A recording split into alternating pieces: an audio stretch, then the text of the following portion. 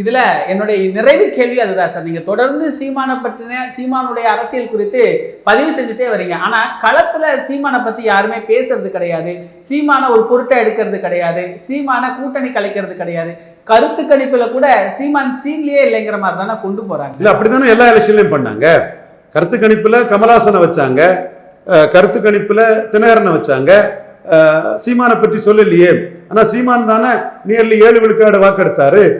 தினகரனும் கமலஹாசனும் வந்து 2.5 போயிட்டாங்களே. காரணம் சீமான் 214 இருக்கிறாரு. ஜோசப் விஜய் உங்களை தவறா வழி நடத்திட்டாங்க. 214 துணிஞ்சு கூட்டணி சந்தர்ப்பவாத ஊழல்வாதியோட கூட்டணி இல்லாம நிற்கிறது ஒரு ஹீரோயிசம் மக்கள் நினைக்கிறான். களம் வரும்போது சீமான் தான் 214 நிற்கிறாருன்னு சொல்லும் போது இதுதான்டா ஹீரோயிசம். ஃபார்ச்சூன் ஃபேவர்ஸ் தி பிரேவ். ஊன்றுகோல் இல்லாம துணிஞ்சு நிற்கிறான்னு தான் சீமானுக்கு வந்து வாக்களிச்சாங்க. அதுலதான் கமலஹாசனும் தினகரனும் சேர்ந்து எடுத்ததை விட சீமான் அதிகம் எடுத்தது. நான் சொல்றது வரலாறு. பீகாரி ரங்கராஜ் பாண்டேக்கு இந்த வரலாறு தெரியுமா?